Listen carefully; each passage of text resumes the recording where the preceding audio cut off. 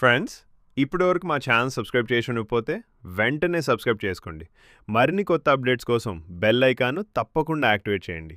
ఈ వీడియో మీకు నచ్చితే లైక్ చేయండి మరియు మీ అమూల్యమైన సలహాలు, అభిప్రాయాలను కామెంట్ రూపంలో తెలియచేయండి.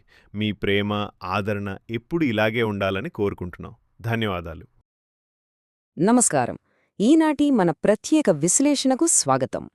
ఈరోజు మనం చూడబోయేది మామూలు పొలిటికల్ స్టోరీ కాదు, అత్యంత సంక్లిష్టమైన, ఆసక్తికరమైన ఒక రాజకీయ ప్రయాణం. అదే కనుమూరు రఘురామకృష్ణరాజుగారి రాజకీయ జీవితం.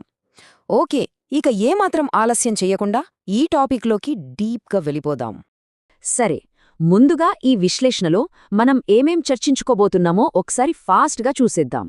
ఆయన ప్రారంభ జీవితం, 2019 నాటి విజయాలు, స్వంత పార్టీతో వచ్చిన సంఘర్షణ, సిబిఐ కేసులు, ఫైనల్గా 2024లో ఆయన కంబ్యాక్ గురించి ఎటువంటి పక్షపాతం లేకుండా పూర్తిగా వాస్తవాల ఆధారంగా మాట్లాడుకుందాం. ఇక మొదటి విభాగానికి వద్దాం.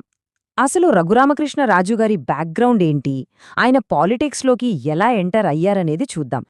బేసిక్ డీటెయిల్స్ చూస్తే ఆయన 1962 మే 14న విజయవాడలో జన్మించారు. తల్లిదండ్రులు కనుమూరు వెంకట సత్య సూర్యనారాయణరాజు మరియు అన్నపూర్ణగారు. ఎడ్యుకేషన్ విషయానికొస్తే ఆంధ్ర యూనివర్సిటీలో ఫార్మసీలో మాస్టర్స్ చేశారు. ఇక 1980లో రమాదేవి గారితో వివాహం జరిగింది. వీరికి ఒక కుమారుడు, ఒక కుమార్తె. ఇదంతా ఆయన వ్యక్తిగత జీవితానికి సంబంధించిన స్ట్రాంగ్ ఫౌండేషన్. ఇక ఆయన రాజకీయ ప్రవేశం, ఆ ప్రారంభ ప్రయాణం చూస్తే అదొక రోలర్ కోస్టర్ రైడ్ అని చెప్పాలి. 2014లో వైసీపీని వదిలేసి బీజేపీలో చేరారు.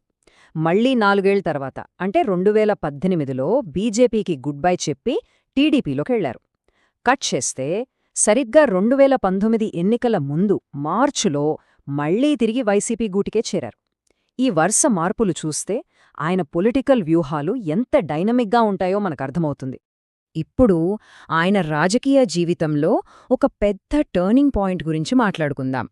అదే 2019 ఎన్నికల విజయం, ఆ వెంటనే మొదలైన వివాదాలు. ఈ నంబర్ చూడండి, 38.11%.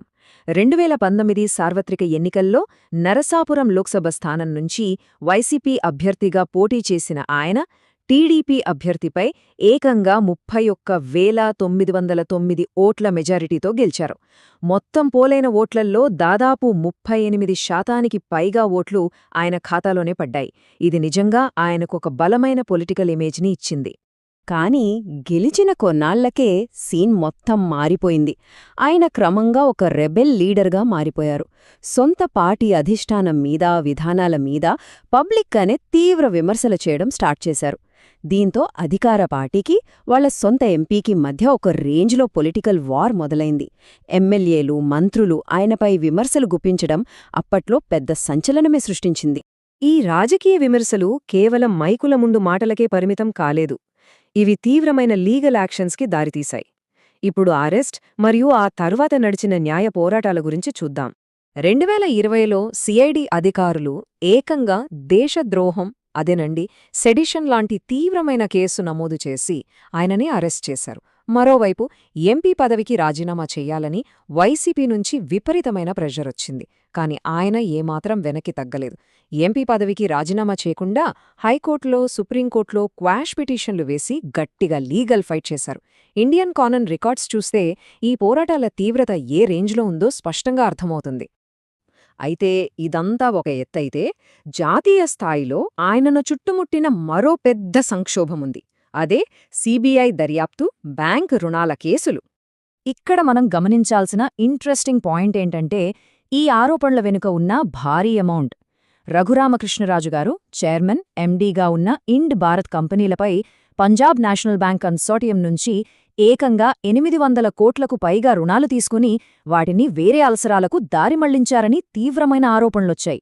దర్యాప్తు సంస్థల నివేదికల ప్రకారం ఎగ్జాక్ట్గా చెప్పాలంటే ఆ మొత్తం సుమారు 826 కోట్ల రూపాయలు. ఒక ఫోరెన్సిక్ ఆడిట్లో ఈ ఫండ్స్ మళ్లింపు విషయం బయటపడింది. దీంతో 2020లో సిబిఐ రఘురామకృష్ణరాజు, ఆయన భార్య, ఇతర డైరెక్టర్లపై కేసు నమోదు చేసింది. అంతేకాదు 2025 చివర్లో ఈ విచారణలు కొనసాగించడానికి సుప్రీంకోర్టు గ్రీన్ సిగ్నల్ కూడా ఇచ్చింది. అంటే ఈ కేసుల ఇంపాక్ట్ ఇంకా ఉందన్నమాట. ఇన్ని లీగల్ ప్రాబ్లమ్స్, సొంత పార్టీతో గొడవలు, సీబీఐ కేసులు, అరెస్టులు ఇవన్నీ చూశాక సహజంగానే ఒక పెద్ద ప్రశ్న తలెత్తుంది. ఆయన పొలిటికల్ కెరియర్ ఎండైపోయిందా? ఈ దెబ్బతో ఆయన ప్రజాజీవితం ముగిసిపోయినట్లేనా? కాని అసలు ట్విస్ట్ ఇక్కడే ఉంది. ఆ ట్విస్ట్ ఏంటో తెలుసుకోవాలంటే మనం 2024 ఎన్నికలు, అందులో ఆయన మొదలుపెట్టిన సరికొత్త ప్రయాణం గురించి మాట్లాడుకోవాలి. 2019కి 2024కి మధ్య ఉన్న ఈ డిఫరెన్స్ చూడండి. ఆయన రాజకీయ పునరుజ్జీవనం ఎలా జరిగిందో ఇక్కడ స్పష్టంగా తెలుస్తోంది. 2019లో వైసీపీ ఎంపీగా 31,000 మెజారిటీతో గెలిచిన ఆయన 2024 నాటికి వైసీపీకు పూర్తిగా దూరమై మళ్లీ టీడీపీలో చేరారు. ఈసారి ఎంపీగా కాదు, ఉండి ఎమ్మెల్యేగా బరిలోకి దిగారు.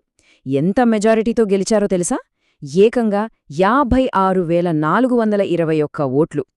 ఎంపీగా వచ్చిన మెజారిటీ కంటే ఎమ్మెల్యేగా వచ్చిన మెజారిటీ దాదాపు డబులుండటం నిజంగా ఆశ్చర్యకరం కదా. ఆ గెలుపుతోనే ఆయన ప్రయాణం ఆగలేదు.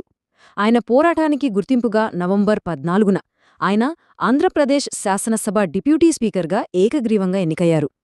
ఇన్ని ఆటుపోట్లు, జైలు జీవితం, కోర్టు కేసుల తర్వాత అసెంబ్లీలో ఒక అత్యున్నత రాజ్యాంగబద్ధమైన పదవిని అధిష్ఠించడమంటే అదొక పవర్ఫుల్ కంబ్యాక్ అని ఖచ్చితంగా చెప్పుకోవచ్చు. ఇక ఈ విశ్లేషణను ముగించే ముందు ఒక్కసారి ఆలోచిద్దాం.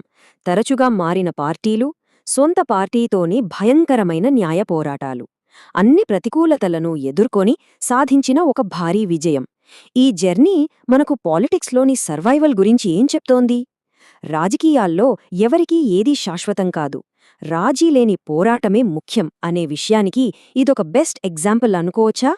ఇది మనం ఖచ్చితంగా ఆలోచించాల్సిన విషయమే. సరే, మరో ఆసక్తికరమైన విశ్లేషణతో మళ్ళీ కలుద్దాం. అంతవరకు నమస్కారం.